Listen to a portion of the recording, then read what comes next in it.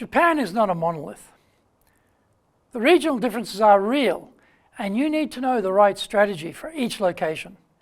Find out more in today's show.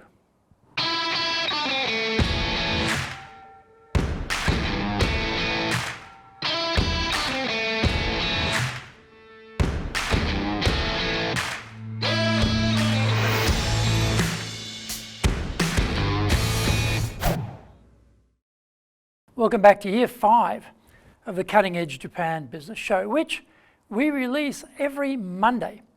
I'm your host, Dr. Greg Story, Dale Carnegie Tokyo franchise owner, master trainer, president of Dale Carnegie Tokyo Training, and 3-time best-selling author of Japan Sales Mastery, Japan Business Mastery, and Japan Presentations Mastery.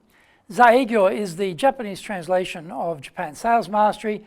My new and latest book is Stop Wasting Money on Training, and the Japanese translation is Training de okane o muda ni suru no wa yamemashou. We are bringing the show to you from our High Performance Center in Osaka in Minato-ku, the business center of Tokyo. Why the cutting edge? We are here to win in business in Japan. Let's all be at the forefront, at the cutting edge of how to flourish here in this market. This is episode number 263. Selling into each region is different in Japan. それでは行きましょう. So let's get going. Japan is made up of mountains, the latter making up 70% of the land area. We have very few of those horizon-stretching field vistas like they have in England. This mountainous aspect has led to quite strong sub-regional differences here, especially reflected in language, customs, and cuisine. England has these too, but I think Japan is more pronounced in this regard. These differences pop up when you are selling here as well. The following are my experiences having sold in all of these cities and having lived in Kobe, Osaka, Nagoya and Tokyo, and having made sales calls in other provincial centres. If we go from south to north and start in Kyushu in Fukuoka, there is a local dialect, and basically everyone went to school there and graduated from the local colleges and universities. Foreigners are not calling on companies all that often down there, so there is still something of a rarity factor at play here. Back in the good old days when companies had generous entertainment budgets, the local staff were very glad to meet you. This is a grand occasion to use you as the excuse to have a big night out on the town on the firm's dime. My ego took a bruising when I finally worked out it wasn't the story charm that was generating this great enthusiasm for a night out on the town. That big spending night out culture has gone by the wayside, but the rarity interest factor is still at play.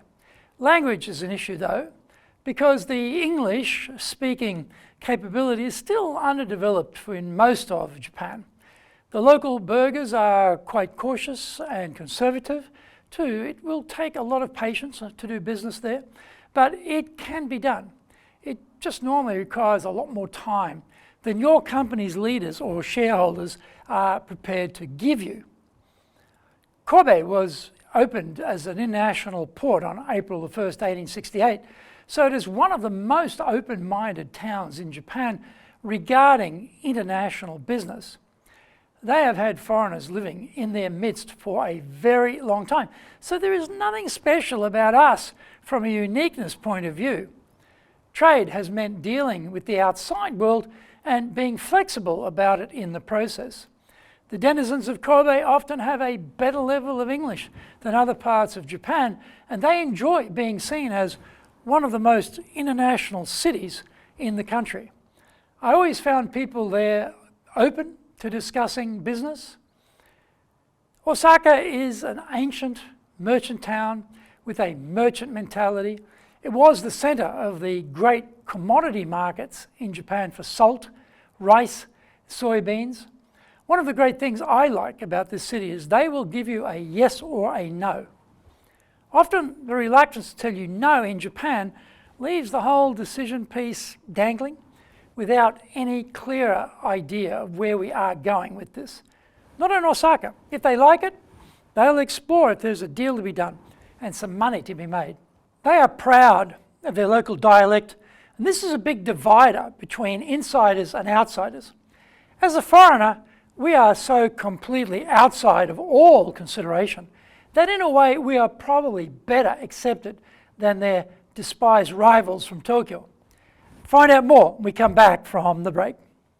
If you want to be successful as a leader, do the Leadership Training for Managers course. All companies need people who can both manage and lead.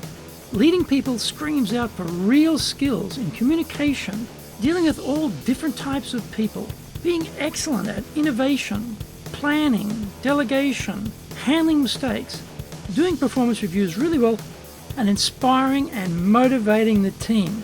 Do the Leadership Training for Managers course now in either Japanese or English.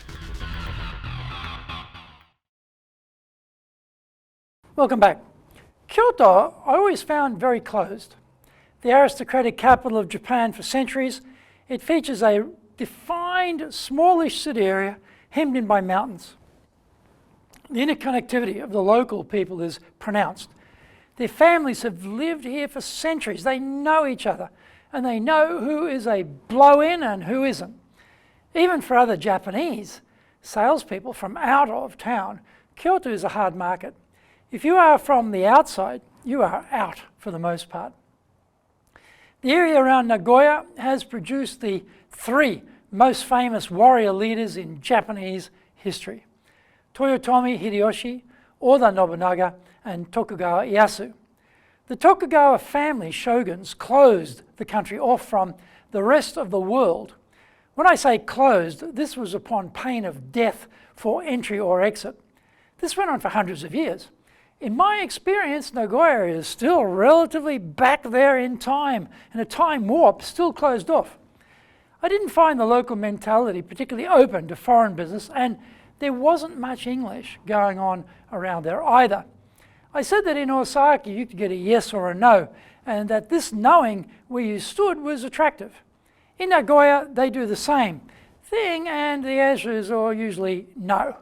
The pride of business people in Nagoya is to have an exceptionally humble-looking headquarters with lousy office furniture, stained aging carpets, and everything very much down at heel, but to also have a huge pile of cash sitting in the bank. I found they're extremely tight with their money too. It's the only place I've seen where when a new shop opens and they put those decorative flower arrangements out front of the street, that passerbys will shamelessly take handfuls of flowers away with them. They justify this on the basis that it's a waste to see them die and is much better to have them home at their place. It is a rough and tough market. In a word, to the wise, they have one little commercial idiosyncrasy that will kill you.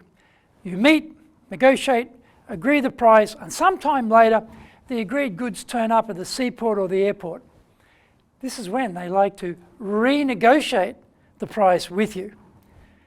Character building is how I would describe doing business in Nagoya. The locals are very aware of who they are, and they don't open up to foreign Japanese from distant places like Tokyo.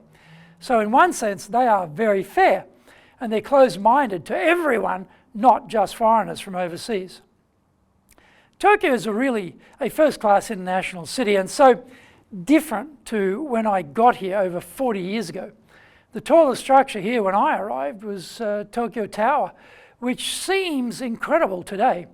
When you take in the ever-accumulating city skyline, English is widespread, people are sophisticated, very international, and everything works well.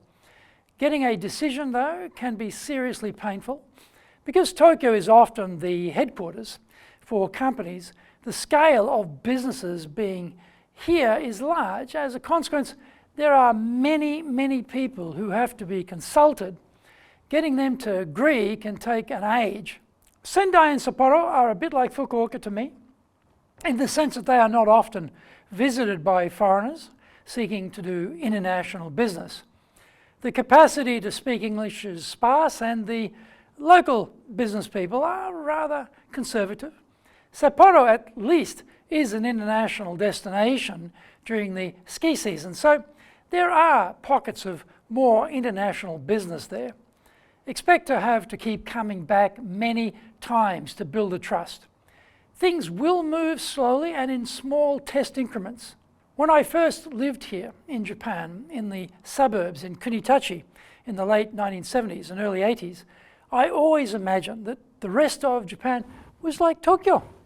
It was only when I traveled outside Japan, selling in the late 80s, and then later lived in Nagoya in 1992 and in Kobe from 1996, that I realized that Tokyo is not Japan. The regional differences are so important. Of course, we can do business anywhere in Japan, and ultimately I did have success in regional centers.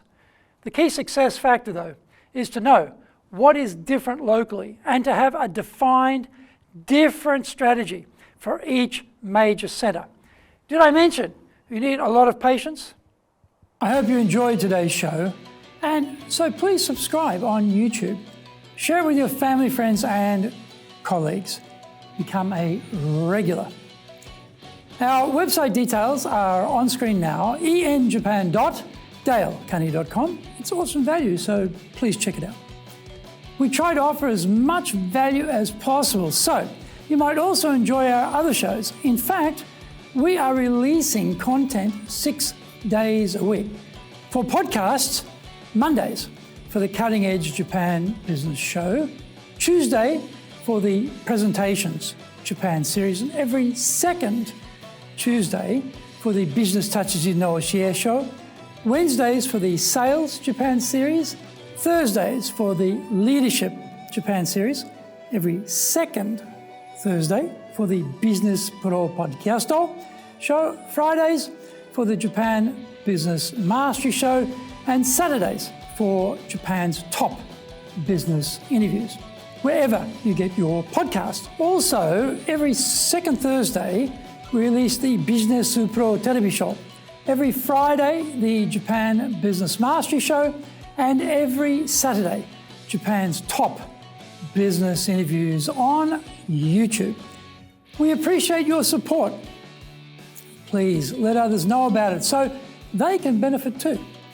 We want to make a contribution to helping people build their careers and businesses, and please join us in that endeavor.